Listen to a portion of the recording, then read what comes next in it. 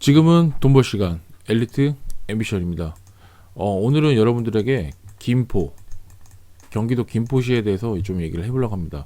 자, 첫 번째는 김포시의 지금 현재 상황, 2023년 2월에 달리고 있는 현재 김포시의 아파트의 상황에 대해서 먼저 브리핑을 해드릴 거고, 두 번째는 그러면 엘리트 앰비션, 네가 바라보는 김포의 관점, 김포의 그런 투자자로서의 관점은 어떻게 될 것이냐, 그거에 대해서 이 두 가지 컨셉을 잡고 제가 얘기를 해보도록 하겠습니다. 자, 첫 번째, 김포시의 현재 상황은 어떤가 라고 봤을 때, 지금 김포시는 완전히 개차만 됐죠. 그냥 완전히, 그러니까 많이 내려갔어요. 그러니까 다른 데도 많이 내려갔지만 특히 김포시도 엄청나게 많이 내려갔다고 볼 수 있을 것 같아요. 자, 그냥 몇 개만 볼게요. 몇 개만 보면은, 제 첫 번째로, 자, 걸포동에 한강 메트로자이 많이 찾는 아파트 중에 하나인데, 이거 보이시나요? 34평 기준입니다. 2020년 신축이고요. 34평. 이게 최근에 10억 이렇게까지 갔다가 10억까지 넘게 찍었다가 11억까지 갔네요. 11억까지 갔다가 지금은 6억 4,500. 거의 엄청나게 지금 많이 내려갔죠.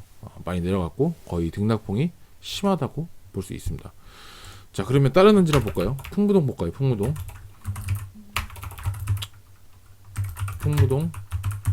센트럴 푸르지오를 잠깐 보겠습니다. 풍무동 봐도 마찬가지예요. 풍무동은 여기 이제 김포 풍무형 골드라이 바로 앞에 있는 아파트인데, 많이 찾는 아파트 중 하나예요. 여기도 마찬가지로 보시면 이렇게 쫙 올라갔다가 급격하게 올라갔다가 급격하게 빠진 모습 볼 수 있어요. 거의 2019년 그 정도 가격까지 많이 내려왔다고 보시면 될 것 같아요. 거래량도 상당히 많은데 지금 굉장히 많이 떨어졌어요. 많이 떨어져가지고 그렇게 보시면 될 것 같고, 일단은 많이 보시는 아파트 중 하나고. 자, 그러면 다른 쪽으로 한번 가볼까요? 몇 군데 한번 더 볼게요. 더 보면은 이제 한강 신도시 쪽에 보면은, 한강 신도시는 보시면 알다시피 운양 쪽 있고, 그 다음에 장기로 쭉 이어지면서 어디까지 가죠?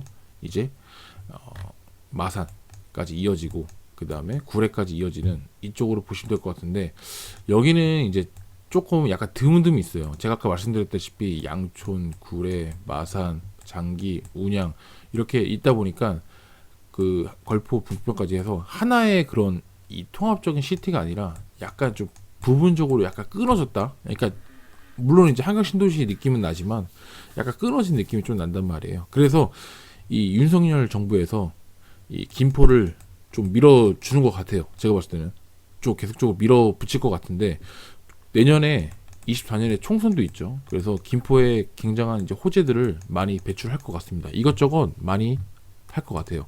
자, 그래서 첫 번째로 얼마 전에 발표한 게 그거였잖아요. 한강2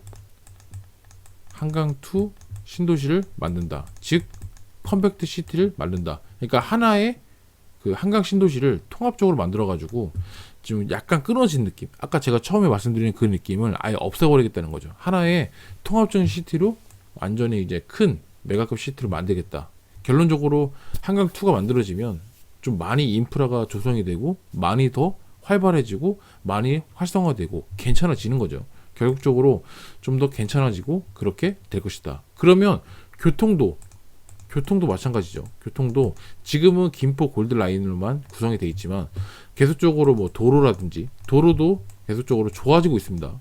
더 좋아지고 있어요. 계속 더 좋아지고 있고, GTX-D 같은 경우는 지금 약간 A, B, C에 비해서 조금 소외를 받고 있는 건 사실이나, 어쨌든 간에 이게 진행이 된다고 하면 김포도 영향을 받죠. 그 다음에 5호선 연장, 요즘에 뜨겁게 타오르고 있는 5호선 연장이 있는데, 제가 지금 말씀드렸잖아요. 이 원희룡 국토부 장관, 이 최근 뉴스입니다. 최근 뉴스에는 이렇게 얘기를 합니다. 원희룡 국토부 장관은 5호선 김포 연장 예타 면제 적극 추진하겠다. 이거는 이거예요. 그러니까 쉽게 얘기해서 절차를 간소화시키겠다는 거죠.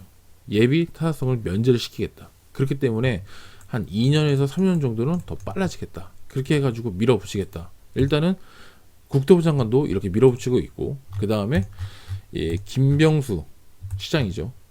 김포시장인데 이런 얘기를 했습니다. 일단은 적극적으로 면제에 집중하겠다. 그리고 우리가 계속적으로 교통망 확충에 목말라 있잖아요. 목말라 있기 때문에 면제를 통해서 5호선을 끌어와서 개통 시기를 2, 3년 단축해서 교통으로 통하는, 여기 보시면 슬로건도 돼 있지 않습니까? 교통으로 통하고, 물론 이제 주고받는 건 있겠죠. 건설물 폐기 처리장, 건폐장 받을 건 받고, 그 다음에 교통으로 끌어올리고. 근데 여기서 이제 관건은 또 그거죠. 왜냐면은 이 김포가 이제 검단하고 붙어 있잖아요. 검단. 근데 검단 같은 경우는 또 엄청나게 지금 공급량이 폭탄이죠. 깡패죠, 깡패. 그렇기 때문에 힘을 더 못 쓰는 것도 있어요. 제가 처음에 지금 말씀드린 부분이 김포가 지금 힘을 못 쓰는 이유 중에 검단이 지금 완전히 이제 역대급 물량으로 쏟아지다 보니까 아무래도 물량 공급 앞에서는 장사가 없다. 맞죠? 그렇기 때문에 조금 영향을 미칠 수가 있다. 많이 미쳤죠, 사실상. 그렇게 좀 보시면 될 것 같고, 근데 그럼에도 불구하고 계속적으로 제가 말씀드렸다시피 총선에 대한 그런 총선에 다가오면서 이 윤 정부에서 계속적으로 김포를 키우기 위해서, 그리고 전략적으로 육성하기 위해서 많은 교통 호재와 많은 그런 서포터들을 많이 할 것입니다. 저는 분명히 100% 그렇게 보고 있어요. 무조건 김포는 지금보다 훨씬 더 앞으로 가면 갈수록 더 발전할 도시고, 그거에 발맞춰서 인구가 계속 늘어나고 있습니다. 그건 기정사실이거든요. 그렇게 보시면 될 것 같아요. 자, 그러면 두 번째, 제가 말씀드린, 그래, 많이 떨어진 건 알겠어. 많이 떨어진 건 알겠는데, 그럼 김포 엘리트 앰비션은 김포를 어떻게 생각하니? 너의 생각은 어떤지 한번 얘기를 한번 해보도록 하겠습니다. 일단 저는요, 김포 같은 경우는 일단 뭐 약간 배드타운 느낌이 들 수 있어요. 김포가 한때 잘 나갈 때는 금포라고 했었죠. 금포라고 했었고, 약간 배드타운 느낌이 난다는 건 뭐냐면, 김포의 옆에 붙어 있으면 이제 강서구, 서울 강서구 쪽에 붙어 있는데, 강서구 쪽에 붙어 있는 것 중에서 가장 큰 이슈는 어디죠? 마곡. 지금 일자리가 지금 마지막으로 가장 집중된 곳이 마곡인데, 마곡이랑 근접해 있다라는 거는 굉장히 큰 장점이 될 수 있어요. 그래서 약간 배드타운 느낌이 있지만, 그래도 김포시는 이렇게 볼 수 있을 것 같아요. 약간 신축 플러스 준신축이 질비해 있고, 그 다음에 어느 정도 이 인프라가 약간 계획 도시로 나왔기 때문에 살기도 좋고, 그 다음에 그렇게 비싸지도 않으면서 가성비가 좋은, 그러니까 효율이 좋은 거죠. 내가 삶에 실제로 거주하기 위해서는 약간 쾌적한 환경도 필요한데, 그런 쾌적한 환경도 줄 수 있는 그런 곳이라는 거예요. 김포 도시는 계속적으로 발전해 나가고 있고, 그러면서 그런 관점으로 보시면 내가 실제로 거주를 하면서 이렇게 출퇴근도 가능하면서 그런 도시로 볼 수 있을 것 같은데, 저는 만약에 김포 신도시에서 만약에 제가 매물을 산다고 하면 이 두 군데를 볼 수 있을 것 같아요. 첫 번째는 풍무죠. 풍무 쪽인데, 약간 이제 그렇게 볼 수 있을 것 같아요. 저는 뭐 예를 들어서 뭐 운양이라든지 뭐 구례라든지 뭐 이렇게 등등 몇 개 볼 수 있을 것 같아요. 걸포 부표라든지 볼 수 있을 것 같은데, 저 같은 경우는 이제 풍무를 보는 이유가 있죠. 풍무를 보는 이유가 있고, 풍무 쪽에 조금 가성비가 좋고 많이 떨어졌고 앞으로 좀 괜찮을 것 같다라고 생각하면 풍무 쪽에 저는 좀 보는 것도 팁을 하나 드립니다. 그리고 두 번째가 이제 풍무였고, 그리고 하나 또 마지막으로 보는 게 장기역이죠. 장기역 같은 경우는 이 주변에 보면은 뭐 엄청나게 뭐 신축 아파트가 있지는 않아요. 신축 아파트가 있지는 않고, 보시면은 연식이 뭐 2001년식, 그 다음에 여기 바로 앞에 있는 아파트는 2008년식, 그래요. 2008년식이고, 그렇게 막 그 제가 말한 거는 역 주변에 있는 아파트들이 그렇게 높진 않다. 그리고 실질적으로 보시면은 많이 떨어졌습니다.